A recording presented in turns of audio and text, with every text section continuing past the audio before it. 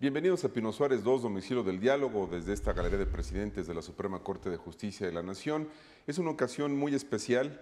Este programa conmemora 4 años de Pino Suárez II, este programa de entrevistas del canal judicial que tiene la intención de tratar de despertar su interés por este género periodístico con personajes de la vida nacional. Y tenemos el gran orgullo y la ocasión muy especial, un invitado de lujo que amerita este 4º aniversario, es el doctor José Woldenberg, amigo del canal judicial, gran personaje, muy respetado y respetable, además un hombre que siempre ha sido congruente y que siempre ha respondido a la altura de los retos que ha enfrentado en la vida. Pepe, muy bienvenido al canal en esta ocasión especial. Muchas gracias, Enrique. Me da mucho gusto estar contigo, con tu auditorio, otra vez aquí. Muchas gracias. El doctor José Woldenberg, estoy obligado a hacer una apretada síntesis de su trayectoria, licenciado en Sociología, doctor en Ciencias Políticas por la Universidad Nacional Autónoma de México, catedrático de tiempo completo en tu alma mater, en la Universidad Nacional. Pepe, dirigiste la revista Nexos, articulista en Letras Libres, en el periódico Reforma, expresidente del Instituto Federal Electoral en una etapa crucial de la historia de nuestro país, esa etapa de la transición que tú mucho has comentado, de la que mucho has escrito, autor de libros como La construcción de la democracia, Después de la transición, La sucesión presidencial, violencia y política, Memoria de la izquierda, entre otras obras que se reconocen mucho de tu autoría. Y quiero comenzar con un artículo en el que describiste muy bien, hiciste una radiografía del proceso electoral presidencial reciente, del que ya salimos, del que ya hubo una calificación por parte del Tribunal Electoral, validación de la elección, el proceso se agotó. Lo escribiste en Letras Libres y lo denominaste tu lectura de las elecciones. Y comienzas con un diagnóstico muy puntual, sustentado en hechos, donde dices, de las 7 gubernaturas, incluido el gobierno del Distrito Federal, 3 fueron para el PRI, Partido Verde, 3 para el PRD, PT, Movimiento Ciudadano y 1 para el PAN. Y en los congresos locales, en 6, no habrá mayoría absoluta en ningún partido, de ningún partido. En 4, el PRI contará con mayoría absoluta de diputados, en 3 la tendrá el PRD y en 1 el PAN. Vistos de esa manera, los resultados indican que nadie gana todo ni nadie pierde todo. Lo dicho, un pluralismo político equilibrado habita y convive en el mundo de la representación política. Ese es como el gran resumen de esta radiografía que tú planteas, siendo un experto reconocido y con mucha autoridad profesional y moral para opinar. Te pediría otra vez el diagnóstico de esta radiografía del proceso electoral. Sí, tenemos la tendencia, y quizás sea natural, por la gran fuerza que ha tenido el presidencialismo en nuestro país, de que cuando hay elecciones nos fijamos única y exclusivamente en la elección presidencial. La elección presidencial, por su propia naturaleza, es una elección de todo o nada. Dado que la Constitución deposita la titularidad del Poder Ejecutivo en una persona, eso es indivisible. Entonces, hay quien gana y hay quien pierde. Sin embargo, ese mismo día hubo elecciones para Congreso, hubo elecciones para 7 gubernaturas, si incluimos al jefe de gobierno del Distrito Federal, de 15 congresos, si incluimos a la Asamblea Legislativa del DF, y innumerables ayuntamientos. ¿Y qué sale de todo eso? Primero, que tenemos 3 grandes fuerzas políticas implantadas en nuestro país, que por fortuna, digo yo, otros esperaban otro resultado, en el Congreso ninguna de ellas va a tener mayoría absoluta de representantes, ni en la Cámara de Diputados ni en la Cámara de Senadores. De nuevo, los partidos tendrán que dialogar, tendrán que pactar, tendrán que negociar si es que quieren sacar adelante sus iniciativas. Y yo digo que esto es un buen signo, que además se está convirtiendo en un rasgo estructural de la política mexicana. Desde 1997 en la Cámara de Diputados y desde el año 2000 en la Cámara de Senadores, ningún partido político tiene mayoría. Es decir, cuando acabe este periodo, estaremos hablando de 18 años. Es decir, 18 años en donde las fuerzas políticas tienen que asimilar que no están solas en el escenario y que su vocación tiene que estar mediada por la vocación de los otros. Cuando vamos a los estados de la República vemos algo similar. Es decir, de 7 gubernaturas, otra vez incluyendo al jefe de gobierno del DF, 3 son para el PRI, como tú bien recordabas, 3 para la coalición de izquierda y 1 para el PAN. Y en muchos estados de la República tampoco va a haber mayoría en el Congreso, Y en algunos estados de la República sí, el PRI o el PAN o la coalición de izquierda tendrá mayoría en sus respectivos congresos. Es decir, son los humores públicos que se traducen en votos los que están modelando el mundo de la representación política en México. Y yo creo que esa es una buena nueva. ¿Qué mensaje dan los ciudadanos con este resultado electoral? El mensaje para el Congreso es dialoguen, es nadie puede abrumar al otro, es acuerden finalmente. ¿Ese es el mensaje? Bueno, eso que llamamos los ciudadanos, nos estamos dando cuenta que es un mar donde coexisten diferentes intereses, puntos de vista, sensibilidades, ideologías.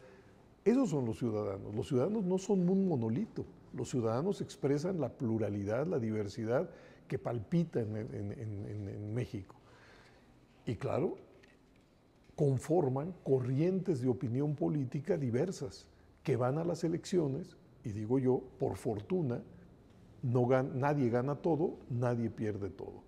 En ese sentido, el mandato es para mí muy elemental, porque la aritmética democrática es muy elemental. Si una fuerza política tiene la mayoría absoluta de los diputados y de los senadores, puede hacer legítimamente su voluntad. Si no la tiene, ¿cómo hace avanzar una iniciativa? ¿Cómo hace avanzar una reforma constitucional? ¿Cómo crea las comisiones? ¿Cómo se aprueba el presupuesto? ¿Cómo se aprueba la ley de ingresos? Pues negociando con los otros. Porque cuando no se tiene la mayoría, el mandato es construirla. ¿Cómo se construye? Hablando, negociando, pactando, es decir, con las artes de la política. A pesar de la polarización, doctor, ¿entiendes tú que el proceso fue muy terso, que fue limpio, que fue claro, que a pesar de las recriminaciones, de acusaciones, el caso Monex, los dineros, sobre todo las acusaciones del bloque de izquierda, para tratar de invalidar la elección, la supuesta compra del voto que se argumentó y que se trató de probar en el tribunal posteriormente? A pesar de todo eso, ¿cómo calificarías en general el proceso? Bueno, yo creo que tuvimos un proceso electoral auténtico, en el sentido de que fuerzas políticas implantadas se confrontaron en el espacio público para ganar la adhesión de los ciudadanos. Es decir, estuvieron presentes en la radio, estuvieron presentes en la televisión, ejercieron sus libertades, fueron a las plazas públicas, fueron a recintos cerrados, se encontraron con grandes contingentes y hablaron con grupos pequeños. Es decir, desplegaron todas sus potencialidades y hubo una auténtica lucha por el voto ciudadano. Ahora bien, en efecto, una fuerza muy sobresaliente, la izquierda, impugnó las elecciones. Yo creo que habría que ir a cada uno de los tramos de esta impugnación. Por ejemplo, se dijo que había una especie de amafiamiento de las encuestas que habían inducido la idea de que las elecciones estaban decididas de antemano, ¿no?, a favor del candidato del Partido Revolucionario Institucional y del Verde Ecologista, Enrique Peña Nieto. Bueno, yo digo que esto es un tema que vale la pena ver. Yo estoy convencido que los encuestadores deberían dar una explicación de qué fue lo que pasó.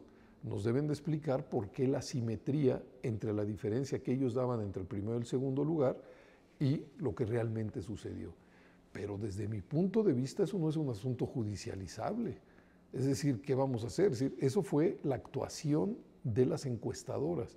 Y luego hay que pensar cuál es su derivación. Muchos dicen que al dar como ganador de antemano al candidato Peña Nieto, eso hace que mucha gente se quiera subir al carro del ganador. Bueno, se puede decir lo contrario. Las encuestas eventualmente, si dan una ventaja muy grande, puede hacer que mucha gente ya no vote por ese candidato, precisamente porque cree que ya está seguro o porque no quiere que gane por un margen muy grande. Desde esa es decir, óptica, es absolutamente especulativo. Realmente no sabemos cuál es el efecto de las encuestas en la voluntad de los electores. ¿Por qué? Porque si pensamos en cada uno de nosotros, ¿cómo formamos nuestra decisión de votar? ¿Qué influye? Los medios, por supuesto. Las encuestas, por supuesto. La familia, por supuesto. El barrio donde vivimos, quizá. El centro de trabajo, los amigos. Es decir, La vida social no se desarrolla en un laboratorio. Las influencias sobre los votantes son múltiples y variadas. Entonces no podemos saber qué tanto influye cada uno de estos asuntos en los votos de las personas. Eso era uno. El rebase en los topes de campaña. Yo digo, es probable que se haya dado, pero todas las fuerzas políticas del país pactaron que la fiscalización del gasto se hacía con posterioridad a la calificación de las elecciones. Eso lo sabe todo el mundo. Es más, será hasta octubre que los partidos políticos presenten sus informes de ingresos y gastos al Instituto Federal Electoral. Alguien puede decir, esa es una mala disposición legal, quizá. Pero sí se acordó. Pero así se acordó. Entonces, impugnar eso no tenía mucha vía para prosperar. Para decirlo de otra manera, la autoridad electoral encargada de la fiscalización, pues no tenía todavía los elementos para fallar en esa materia. En el caso de la acusación de compra de voto, es probable que exista, pero vale la pena dimensionarla. Yo estoy convencido que la inmensa mayoría de los mexicanos votamos en libertad. Y tan es así que todos los que hemos estado en casillas sabemos que el voto se emite en una mampara donde cabe una persona y solo una persona, de tal suerte que si algún elector recibió desde algún regalo, dinero, arroz o frijoles o una lámina para su casa, etcétera, etcétera, en el momento de ejercer su voto puede hacerlo con la convicción de que nadie sabrá por quién sufragó. Además, yo creo que cuando se detecta la compra o la coacción de voto hay que denunciarlo inmediatamente para sancionar a la gente que hace, digamos, esa práctica indebida, que está incluso declarada como delito por el propio Código Penal.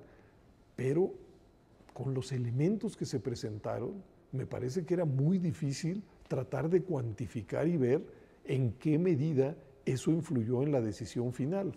¿Qué quiero decir con esto? No tuvimos un proceso electoral terso, quizá no existan procesos electorales tersos, pero sí tuvimos un proceso electoral en donde los partidos y sus candidatos tuvieron todos los elementos para hacer campaña y estar en contacto con los ciudadanos. Estuvieron en la radio y en la televisión a través de los tiempos oficiales, ejercieron sus libertades y al final 50 millones de mexicanos, más de 50 millones de mexicanos fuimos y votamos. Y esos votos lo que construyeron es un mundo de la representación plural. Nos dabas también en este artículo cifras. Enrique Peña Nieto ganó la elección presidencial con el 38.21% de los votos. Esta situación nos lleva a hablar de legitimidad. Finalmente, quien gana, quien tiene el mayor número de votos, pues está legitimado toda vez que el proceso está resuelto. Se gana por un voto, Pepe. Sí, bueno, en México van 3 presidentes consecutivos que no logran mayoría absoluta de votos. El presidente Fox, el presidente Calderón y ahora quien será presidente, Enrique Peña Nieto. Esa es una realidad que surge, por un lado, de una realidad política. Tenemos un sistema de 3 grandes bloques partidistas. Son 7, digamos, ahora contendieron 7, pero son 3 grandes bloques partidistas que atraen lo fundamental de la votación. Es decir, más del 90 y tantos % de los votos fue hoy a la Alianza Verde, a la Alianza PRD, PT, Movimiento Ciudadano y PAN. Es decir, esas 3 grandes fuerzas siguen ordenando la vida política en nuestro país y ninguna de ellas tiene mayoría absoluta de votos. Ahora bien, nuestro diseño constitucional establece, como bien lo señalabas tú, que aquel partido o coalición que tenga la mayoría relativa de votos, legítimamente gana la presidencia de la República. Y si entendemos que la legitimidad es una derivación de la legalidad, pues tenemos un presidente legítimo, pero un presidente legítimo de minoría, que además tiene el problema y el dilema que tendrá que atender de que en el Congreso de la Unión los legisladores de su partido tampoco son mayoría. Entonces, el presidente Peña Nieto, al igual que el presidente Calderón, Fox y en los últimos 3 años de gobierno del presidente Zedillo, tendrá que negociar con otros. Y yo digo que esa es una buena nueva. Tuvimos largas décadas donde la voluntad presidencial en materia legislativa era prácticamente ley. Estaba borrado el Congreso, sí. No, la iniciativa que mandaba el presidente de la República, uno podía apostar 1000 a 1 a que iba a prosperar. Mero trámite, sí. Y bueno, ¿por qué? Porque en efecto los legisladores de su partido no solamente tenían mayoría absoluta, en México no tan remoto tenían incluso mayoría calificada, podían por sí mismos modificar la Constitución. Ahora, el proceso democratizador que ha vivido México ha cambiado esa realidad, digo yo, para bien. El papel de las televisoras también se cuestionó mucho. Llamado bloque, los poderes fácticos y la anticipada promoción de una precandidatura que se convirtió en candidatura y que a la postre se determinó como presidente electo, Enrique Peña Nieto. Yo creo que ese es un gran tema y un asunto que los propios legisladores deberán retomar para futuro. Dividámoslo en 2 partes, lo que se refiere precampañas y campañas y el periodo anterior. Yo digo, y lo digo con los datos que el propio Instituto Federal Electoral ha dado a conocer, que a lo largo de la precampaña y la campaña, es decir, los últimos 5 meses, la presencia de los candidatos y sus partidos en los medios masivos de comunicación fue equilibrada. ¿Por qué? Porque a lo largo de esos 5 meses solamente aparecieron por 2 vías, noticiarios y publicidad. En el caso de la publicidad, dado que no podía haber publicidad comprada, fue a través de los tiempos del Estado. Y ahí están los cuadros del Instituto Federal Electoral. Las televisiones, las radiodifusoras dieron el espacio a los diferentes candidatos y precandidatos, o sea, a sus respectivos partidos, que la ley señalaba. Hubo equidad a lo largo de la campaña y la precampaña en lo que se refiere a los spots, digamos. El comportamiento de los noticiarios de radio y televisión a lo largo de estos 5 meses, según las mediciones del Instituto Federal Electoral, también fue un comportamiento equilibrado. Entonces, esa es una parte, los últimos 5 meses. Yo tengo la impresión, esa es una impresión, que antes de esa fecha, en efecto, hubo una sobreexplotación sospechosa de la figura de Enrique Peña Nieto en las grandes televisoras del país. Y que eso es todo un tema. Pero no tengo tampoco los, como se suele decirse, los pelos de la burra, como para señalar nada más que eso. Es decir, mi impresión de que sí hubo una especie de acuerdo para proyectar la imagen de Enrique Peña Nieto pues con mucha fuerza, sobre todo a través de las televisoras, ¿no? Ahora, en esta materia yo creo que México tiene una asignatura pendiente. Tú y mucha gente del auditorio seguramente recordará, creo que fue en el año 2006, que el Congreso aprobó reformas a las leyes federales de telecomunicaciones y a la Ley Federal de Radio y Televisión. Sí. Un grupo de senadores impugnó ante la Suprema Corte precisamente varios de los artículos de estas leyes y la Suprema Corte, si mal no recuerdo, en 2007 declaró anticonstitucionales varios de esos artículos, de tal suerte que de 2007 a 2012, largos 5 años, pues tenemos 2 leyes con unos huecos tremendos y que el legislativo no ha logrado llenar, tratándose de un tema tan sensible, tan importante. Yo soy de la idea que a estas alturas incluso el Congreso estaría obligado a discutir ya no una ley de radio y televisión y una ley de telecomunicaciones, sino un solo ordenamiento legal, porque hoy telecomunicaciones, radio y televisión son una y la misma cosa. El solo hecho de que tengamos 2 leyes federales distintas para asuntos que ahora están totalmente conectados, habla del anacronismo de nuestra legislación en esa materia, pero creo que ya me fui a otro lado. No, pero ahí está un reto para el Congreso y una nueva oportunidad. El papel del tribunal, Pepe, en el proceso, la parte que le tocó jurisdiccionalmente al Tribunal Electoral.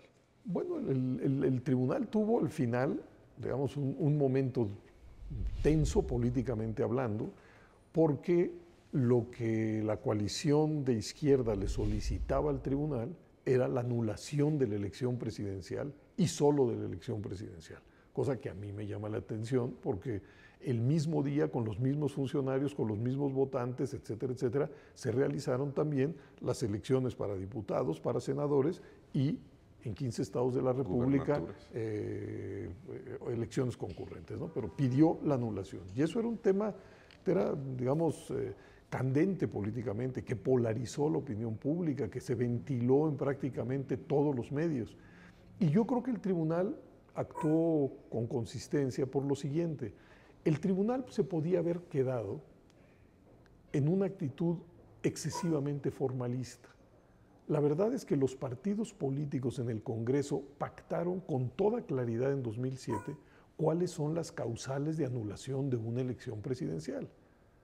Y esas causales eran que no se instale el 25% de las casillas, o que en el 25% de las casillas existan anomalías, o que el candidato a la presidencia sea inelegible. A ojos de todos no se cumplía ninguno de estas causales. Y el tribunal se podía haber quedado en esa dimensión y decir, bueno, no hay razón para anularlas. La coalición no impugnó por eso, sino por los preceptos constitucionales que señalan que las elecciones deben ser libres y auténticas. Y entonces el tribunal aceptó entrar a esa dimensión y no encontró razones suficientes como para anular la elección. Hay que recordar que el principio en esta materia es que el tribunal tiene sobre todo que tutelar la voluntad de los votantes. Y dado que existieron más de 50 millones de gente a las urnas y que la inmensa mayoría de ellos votaron en libertad, era realmente muy difícil anular esa elección, desde mi muy particular punto de vista. Sé que es un tema que polariza, que lleva, digamos, que tensa incluso las relaciones, pero bueno, ahora ya es cosa juzgada. Pepe, mirando hacia el futuro, ya es cosa juzgada, hay presidente electo y hay que apostar por el futuro.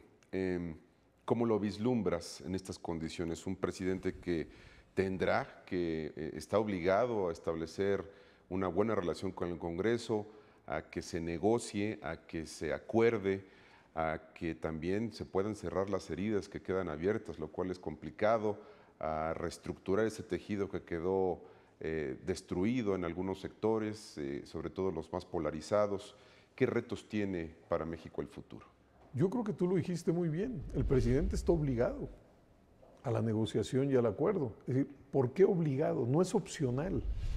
Si tuviese los votos suficientes en el Congreso como para hacer la voluntad de él y el bloque político que encarna, bueno, lo podría hacer, pero no los tiene.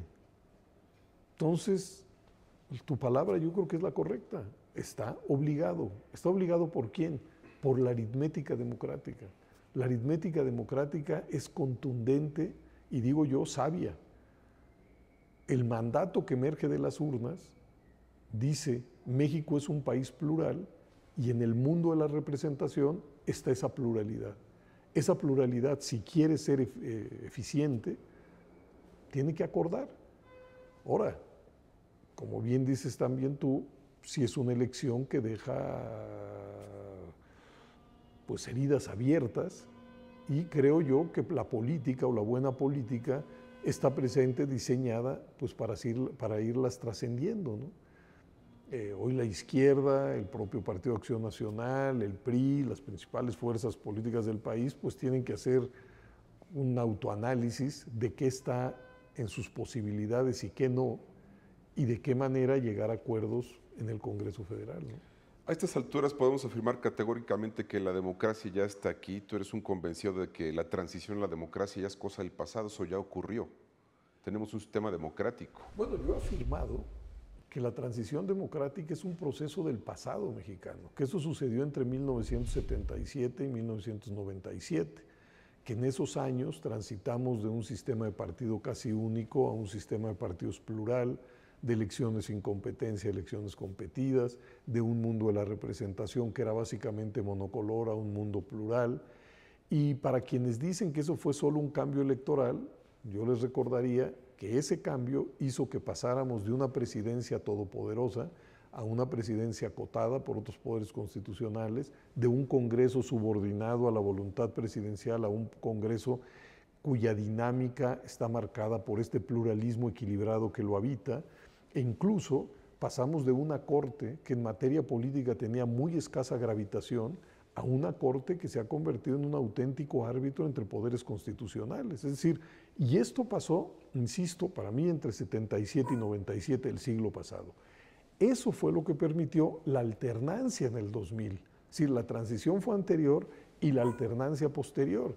No como algunos creen que la transición empieza con la alternancia, etcétera, etcétera. Ahora, tenemos pocos años de vivir en democracia.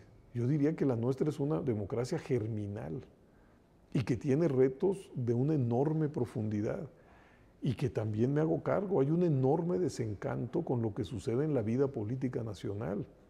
Y por eso también he hablado que sobre la democracia gravitan varios déficits que si no se atienden pueden seguir mermando el aprecio que las personas, que los ciudadanos tienen en relación a la democracia. Es decir, hay mucho por hacer. Creo que hemos construido eso, una democracia germinal. Hay que ahora que reforzarla.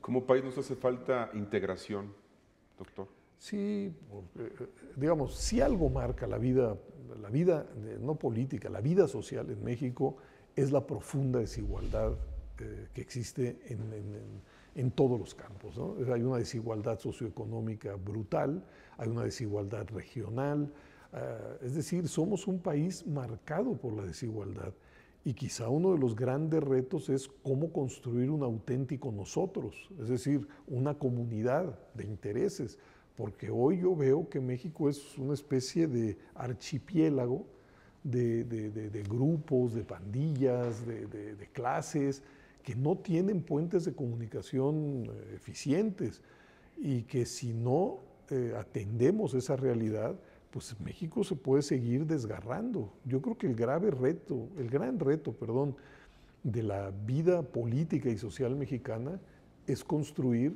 pues, una sociedad más cohesionada y eso solamente se logra incidiendo directamente sobre las políticas económicas y sociales.